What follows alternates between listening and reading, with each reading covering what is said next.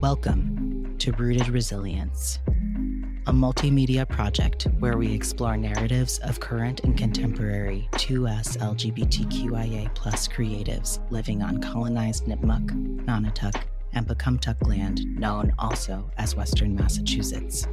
I'm Luc. And I'm M. And every second Tuesday of the month, we gather here to listen to these multi-talented culture creators with curiosity, intention, and a little bit of magic. Before we introduce you to our first creative, Indë Francis, we want to share a bit more about Rooted Resilience as a whole. Rooted Resilience is a multimedia project consisting of 3 opportunities for listening, learning, and connecting. First up, this podcast series. On the second Tuesday of every month, we'll release a new episode featuring an in-depth interview like the one you're about to hear in today's show. If you're hearing this, thank you for joining us. Next up, our blog, which features extended show notes and bonus content for each podcast episode, as well as weekly project recaps. You can become a subscriber at rootedresilience.substack.com.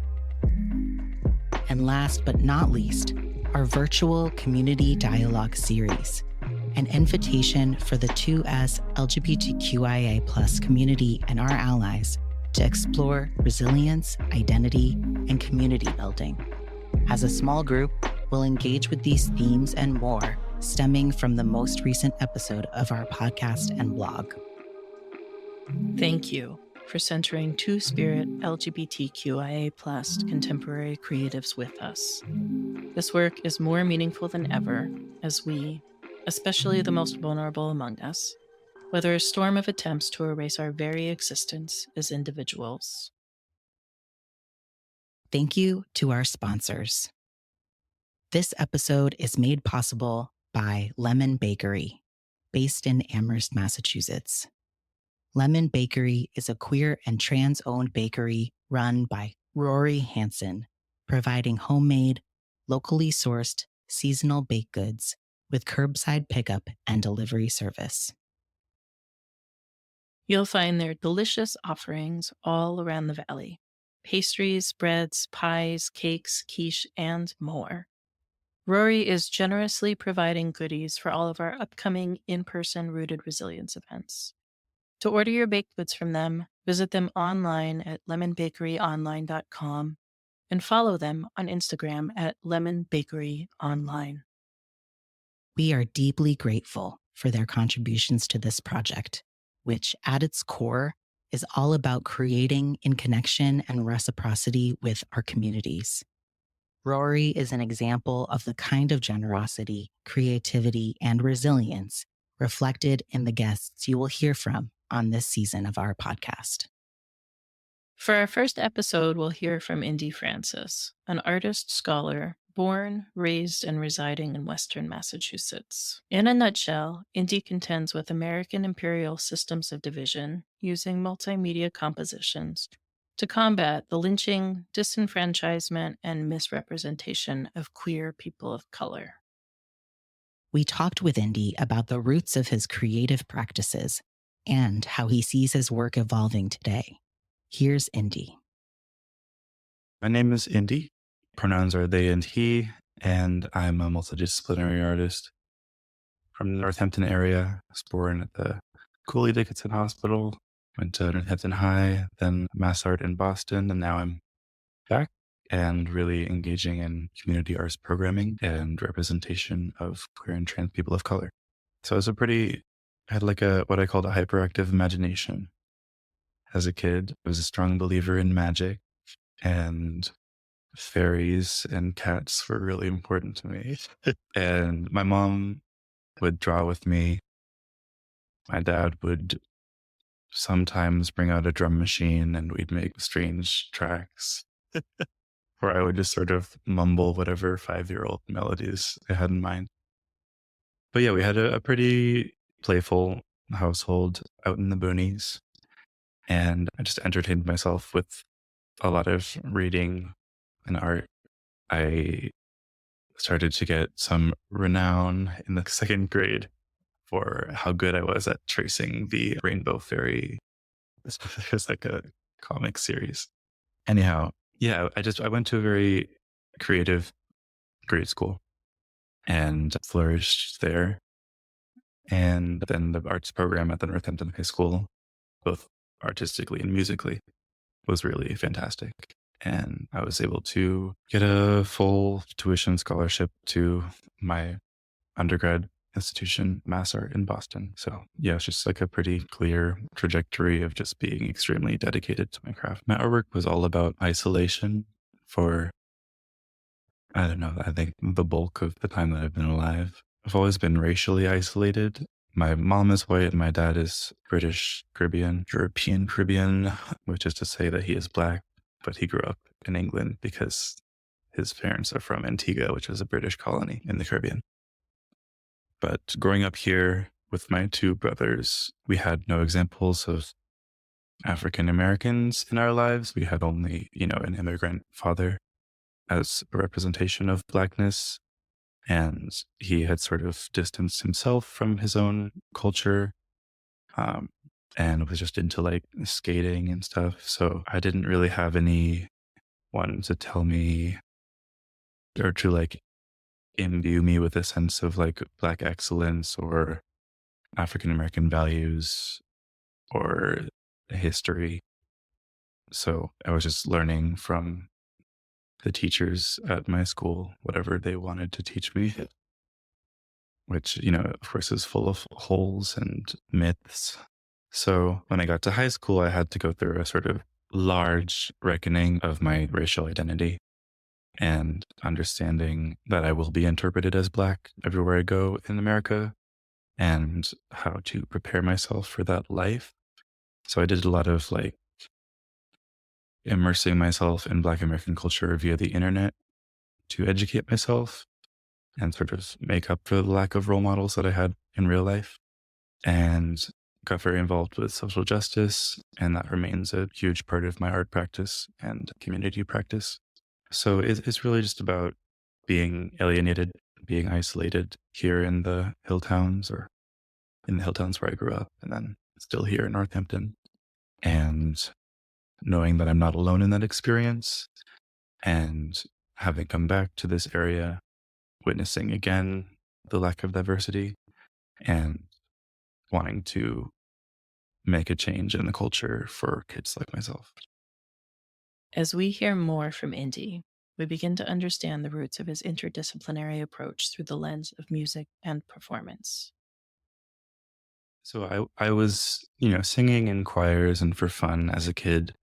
But when I got to high school, my voice dropped, and that was heartbreaking because I had like a beautiful soprano range. And so I joined an a cappella group in high school and started singing bass, and that sort of wrecked my voice. Yeah, and stifled my musical creativity.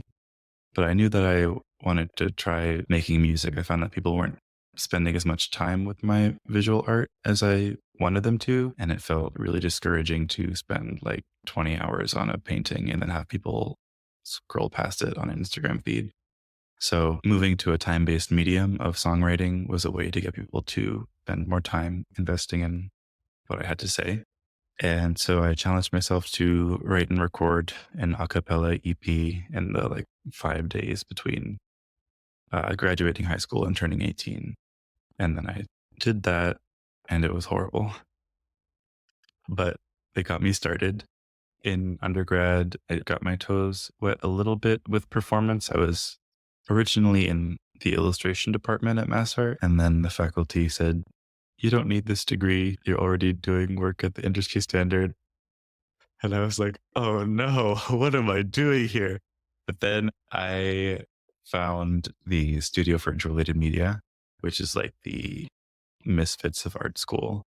So I went there and started making a lot more music. They had their own recording studio in that space, which was one of two recording studios at Mass Art, which nobody really used because it was mostly a visual art school. But I was really grateful. That's where I recorded my first and second album, and then my live concert as well, a virtual concert, The Eclipse. And then in the Studio for Interrelated Media, or SIM program, I did a couple of experiments with performing live. We had a lot of live events the sort of overarching concepts of the major were like concept first creativity rather than being tied to a medium, and event production.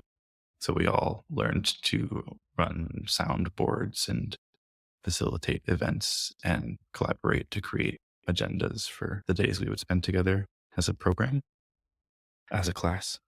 In my freshman year of college, I recorded my first album, which was called Lone, because it was about isolation, and both romantically and just isolation as a sensation. And because I made the album alone, I wrote the songs and recorded them and produced them alone. I don't really believe in talent. I'm just a believer in practice. So after that album was out of the way, I started taking music theory classes at Berkeley through the ProArts Consortium. Berkeley is definitely not for everybody, but I just love music theory, and I loved learning about the different traditions of jazz harmony and how to analyze it. And, I had like classmates who would be like, "Are you retaking this class? I don't even understand like the questions you ask." And I'm like, "No, I'm just like thinking really deeply because I'm passionate about this." That really enabled me to understand what I was doing right. Music theory is really abstract and not really relevant to like a sense of social understanding.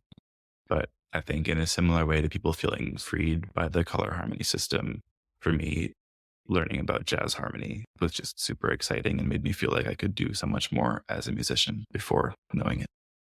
Because prior to having any music theory understanding, I was just sort of using my ear, and I had no vocal or instrumental training. So there were things that I was doing musically that I knew I enjoyed, but I didn't know why. I didn't know how to define them or recreate them. So learning jazz theory enabled me to put words to the musical techniques I was using. Then I released my sophomore album, Sun Shower, followed by Moonbath.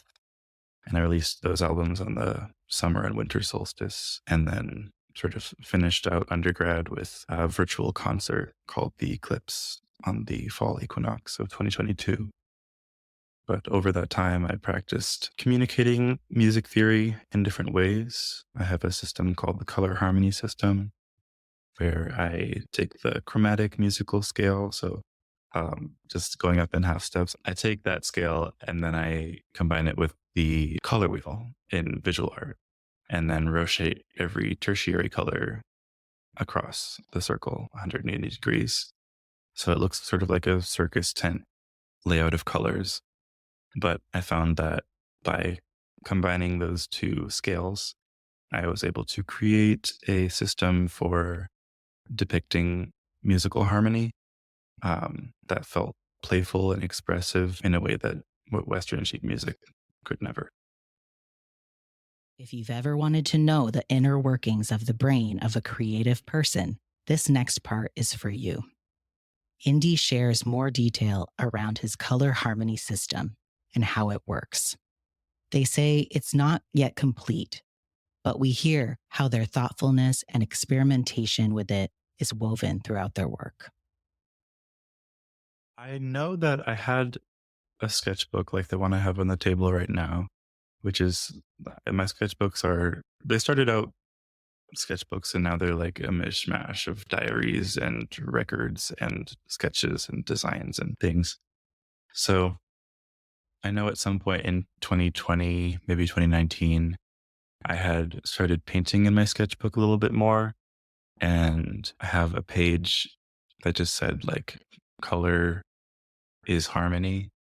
And then I painted some colorful circles, and I was like, okay.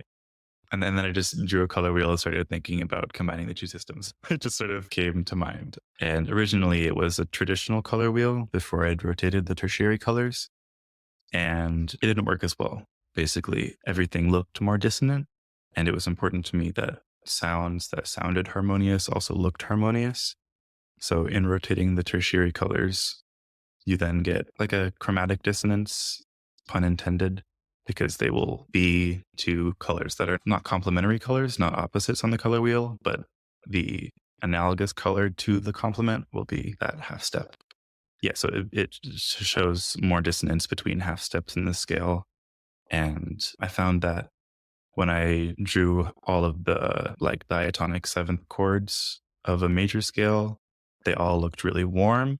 Versus if I did the diatonic seventh chords of a minor scale, they all looked really cold, which was just fun because we always attach these ideas of like, oh, minor is sad, major is happy.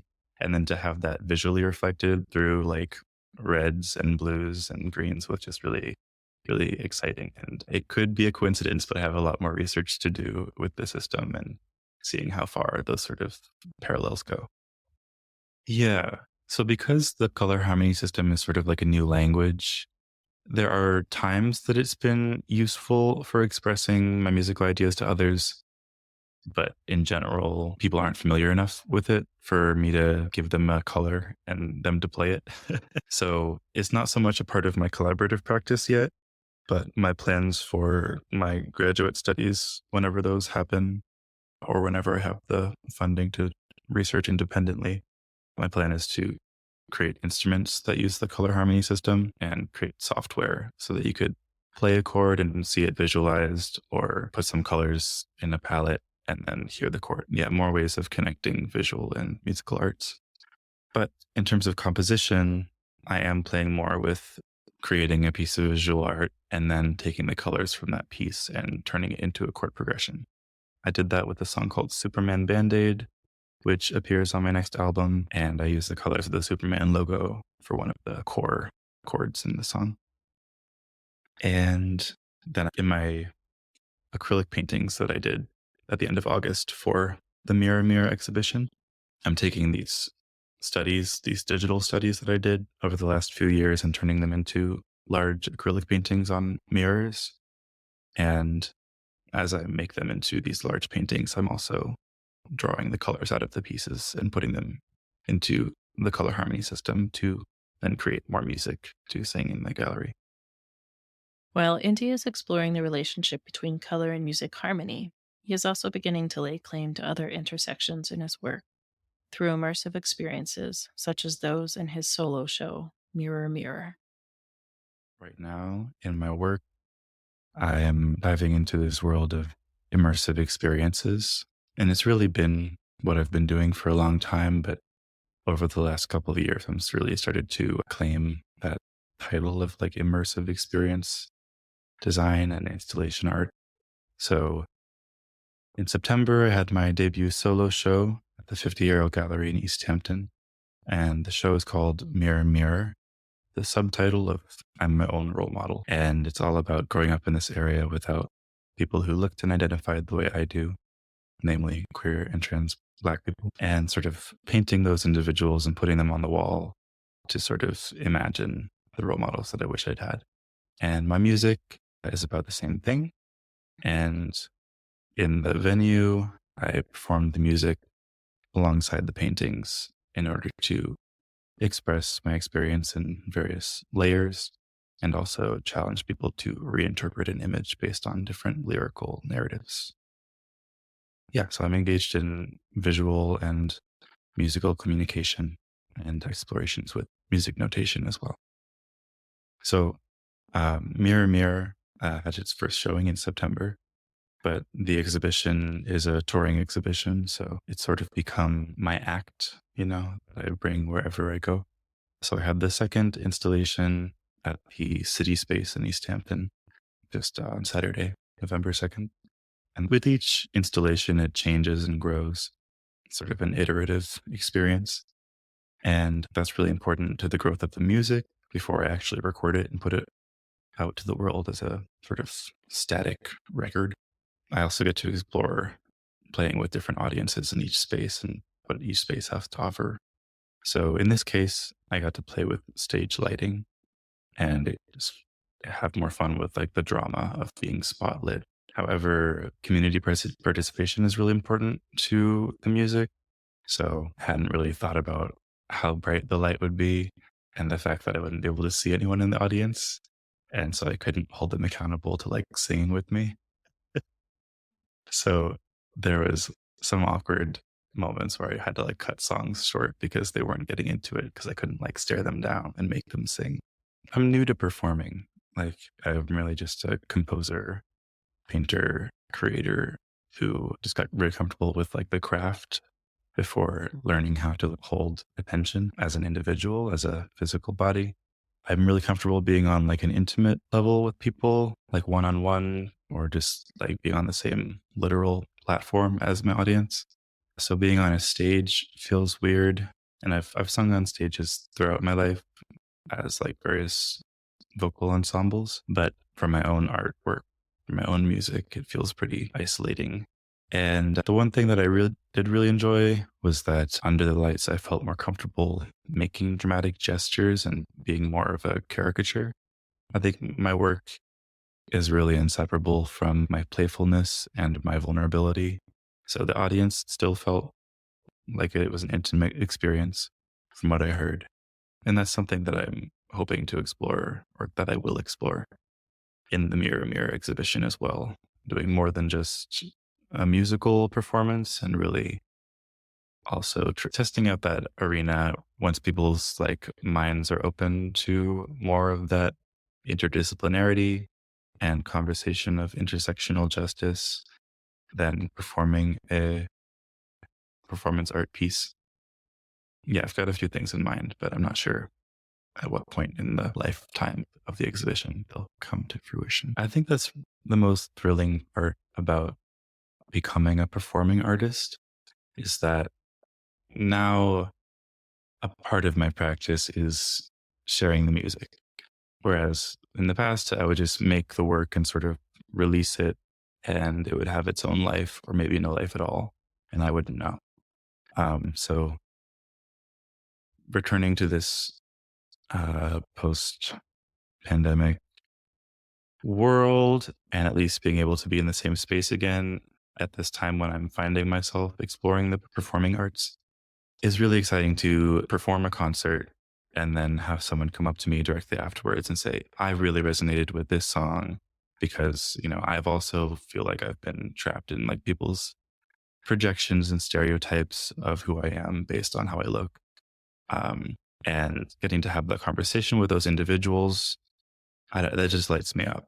And similarly, people who are really excited about the color harmony system because maybe they've been trained as a classical musician and have, you know, as a neurodivergent person, perhaps felt like really at odds with looking at little black notes on a lined bar. Folks have been really excited about the colorfulness and the freedom of the color harmony system. Like so many of the creatives we will feature on this season of the podcast, identity is a key aspect of Indë's relationship to their work. Indë's ancestral lineage roots them to an exploration of justice and what their role is in today's oppressive systems and policies. Protests in the past 4-5 years has been sort of disheartening because I would get home and then keep living my life. I think it was both unproductive and unsustainable to show up to just marches and protests without having a deeper involvement, and learning protest songs and getting involved as a chant leader and a song leader and an organizer and a graphic designer, and really lending my work to the movement for collective liberation has given me so much more of a sense of purpose and community. So I really encourage people to involve their art practice in social change. I think that there's more that you could be doing. And yeah, and you should do it. So if you needed to hear that, I said it. I think as people living in, you know, the heart of the empire, it's really impossible to separate oneself from global affairs. So my very existence in this room right now is like a reflection of so many layers of like people living and dying and being bought and sold. and the nations having their way with the land. So my art practice is a lot about justice. And in my next album, I'm really harnessing my music to that end.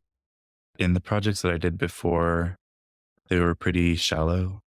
It was just about like love. And I told myself, I'm queer and I'm Black, so talking about love is radical.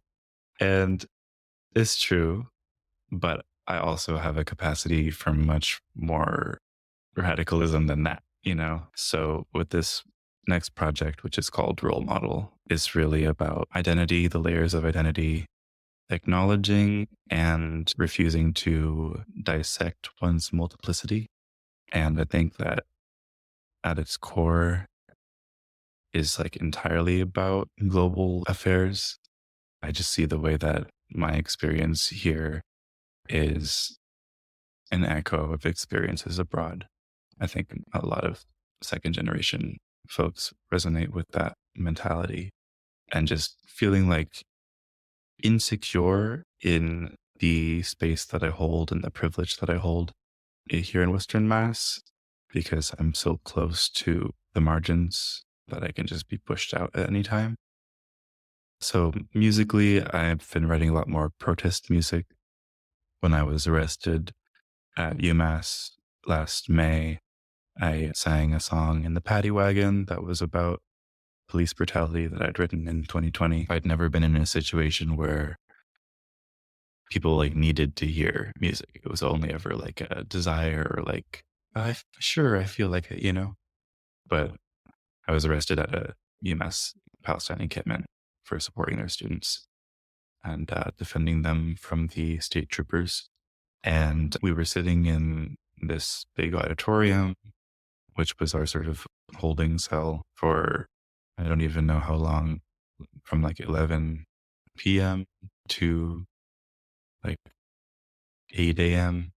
And we sang when there were a lot of us. We would sing Solidarity Forever whenever somebody new walked into the room, which was cute. And I sang one of the protest songs that I learned in choir. But once we were down to like the last few folks, the last group of people, we were pretty exhausted and demoralized. And somebody asked, does anybody sing? I would love to hear something besides like the fluorescent lights, because it was just like this bright auditorium zip tied for all night and no other sounds. So I sang a little jazz tune that I wrote called Ever July. And yeah, I'd never had that experience of like really providing levity to like physically oppressive circumstance. I've sung and had it uplift people like emotionally, but never because they were like literally tied up. And likewise in the paddy wagon. Yeah. So I am excited about exploring different ways to use my songs. And yeah, when transphobic legislation started flooding the legislature, started writing more music about that and music about solidarity between people of color and trans folks because of the interconnectedness of that struggle to be seen as human and secure your rights. Gender, race, all sort of grand schemes for division between people are really central to my work. Most of my music starts with lyrics and melody. I'm like a writer first before an instrumentalist or anything. So my protest songs consistently begin with words because it's really about the message. And in my time in the Ujima Singers, which is the Afrocentric choir that I helped to facilitate at the Northampton Community Music Center, we practice music as activism under the direction of Evelyn Harris. Working with her, learning from her has given me a really tangible connection to this lineage of protest music among African Americans and has definitely shaped my writing in the last year. Now that I've sort of begun this path of schooling in call and response, in gospel music, in spirituals and freedom songs, it's all more accessible to me, so that once I have a set of words, I find that I can sort of like lean into that tradition and just draw a melody and a composition from there in a similar way to how people study like the 12-bar blues progression to be able to write a blues song more easily. Once you know the sort of traditional structure, that's where I find myself leaning towards with my protest music, because it helps me to acknowledge that the fights that we're fighting have been waged for a long time. More thanks to our fiscal sponsor, Bombyx Center for Arts and Equity in Florence, Massachusetts, for supporting this work. And to High Five Books, our spring equinox sponsor. We are also grateful to Mass Humanities and Mass Cultural Council for making this project possible. To learn more about becoming a Rooted Resilience sponsor, please email hello@bloomlive. We are deeply grateful to our community donors for contributing to our fundraising campaign. Rooted Resilience is a grant and community-funded project, and we still need to raise $6,000 to meet our goal to fund our first season. So if you're passionate about supporting Two-Spirit LGBTQIA+ creative futures, we welcome you to visit bit.ly/rooted-resilience-fund to make a donation of any dollar amount today. That's bit.ly/ROOTED-RESILIENCE-FUND.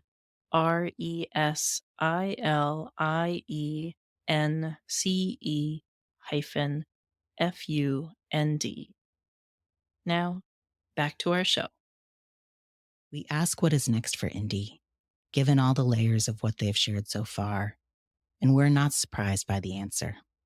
There is a long and rich road of exploration ahead, rooted in the interconnection of the history of this land and the vision Indë holds for his future work. There's so many things I'm excited about, but a few of those things are projections. So using the color harmony system and projecting light onto the paintings to show the chord progressions in real time as I'm singing them and playing them with the band.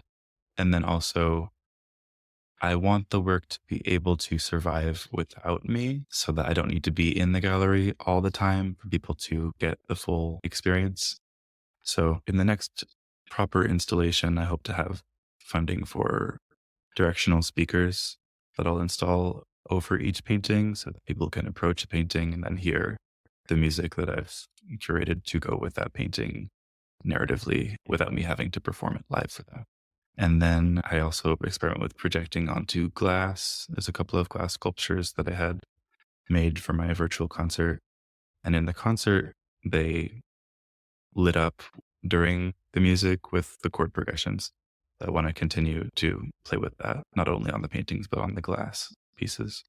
And then I guess the biggest project is just more painting. So I've had this series of paintings of queer and trans people of color in the works since 2020.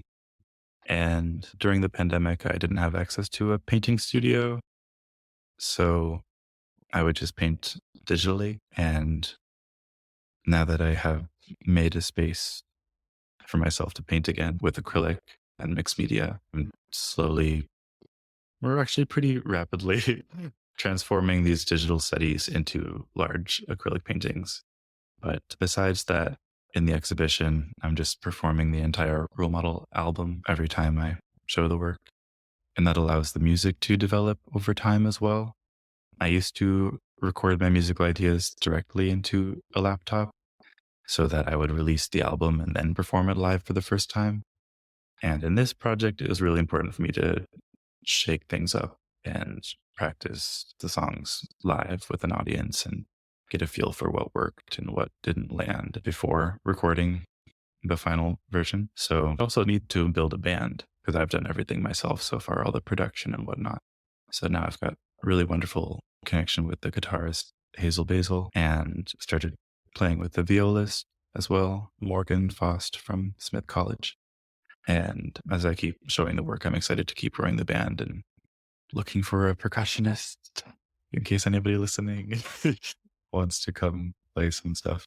So the Mirror tour, never said that before, that's kind of silly, is something that I hope will last a long time and just grow over the next decade or so. It's nothing like a traditional musical tour where it just lasts for a season and then ends and the next era begins. It's a much longer form community building and interdisciplinary exploration project. On October 25th, I released a music video for a song called Dante, and that was quite an undertaking. It was my directorial debut. I was directing, starring, and editing this project. I would love to do a bunch of music videos, but they take a lot of time and other resources and don't make any money. So it was really thanks to the support of a friend at UMass that I decided to go for it. And my dad, Bryn Francis, is a sort of all-around film videographer, gaffer, grip, various other roles that I don't know the names for. Anyhow, he's a film video professional. And so I was able to call upon him and feel like a Nepo baby because he had these industry connections that would come and help me for free to be the cinematographer and the gaffer and one of the production designers for the project. So really grateful to those folks and to one of the other members from the Northampton Arts Council for stepping in as the assistant director. I was able to take this song and then close my eyes and dream up a music video and make the storyboard and the treatment and write the script and then create this team and make it happen. So that project is out now on YouTube, and I'm hoping I'll have the chance to do more music video work. My next longer thing is going to be at the Parlor Room in April. I'll be there for the first week of April, curating a few programs and then performing 2 full concerts. And I'm really excited about being at the Parlor Room, partially because one of my longest time collaborators, Leo Harrison, works there. But even more so because I've got this plan for an interdisciplinary forum between gallerists and venue managers to talk about the role that visual arts play in music venues and the role that music plays in galleries. I think there's so much creative potential there. And I was inspired by a conversation that I had with Wilder Ayres about creating artist residency opportunities as a way of honoring Native peoples. So my own vision, I'm not sure what will come out of this forum because it's really quite an open conversation. But my own vision is for music venues to start artist residency programs for Indigenous peoples of the area to show their visual art in the space and have conversations with the musicians. And likewise for galleries to have Native musicians come and play as a way of keeping those arts alive in the space, as a way of allowing Native people to take up space, and as a sort of different idea of like a land acknowledgement and a land tax, to just have the people there supported by the venue and also gaining their own fans and network through sharing their work. My hope is really just that I'm giving people tools to express themselves, to see themselves, and to access the arts and social justice together, whether it's through the systems I develop or the information in a song or the melody in a song or the content of a painting, the story of a painting. Yeah, it's just about sharing stories and connecting people in that space. I'm constantly thinking about the future and preparing people, giving them whatever I can. I hope the conversation encourages someone to step up. Yeah, I'm sure there are people who could have stepped up to be a role model to me, and they didn't. And I think it's really important for people to be mentors and to share knowledge. And look out for each other and to build community. So I hope this inspires somebody to do that. Speaking of mentoring, we asked Indë if he had anything else he wanted to share with other creatives. We also asked him a question that we will ask each of our guests this season. What does rooted resilience mean to you? Sleep is for the weak. And if you really want to be an artist, you can't do it. No, I think it's really just about practice. Practice comes before anything. So it took me a long time after I became confident in my work to then reach out and ask people to do it with me. I found that it was really important for me to know how to do other people's jobs before asking them to do their job, because then I'd be able to say exactly what I needed them to do, exactly how I needed them to do it, and also critique and know what to expect from them and fill in if they flake. I unfortunately find that I'm much more committed to most things than people that I work with, or that I've tried to work with, I should say. The people who still work with me have been wonderful. But yeah, I've learned not to rely on other people creatively. And I don't really want to endorse people to just be isolated in their crafts. But at the same time, if people are letting you down, it's important to know how to take care of your work yourself. So that you know how to advocate for it. You could ask me the same question in a year and it might be very different. But at this moment, I'm thinking about my connection to Western Mass. And, every at every reminder of the fact that we live in a capitalist nightmare, there's this desire to leave. There's this hope that somewhere else is better.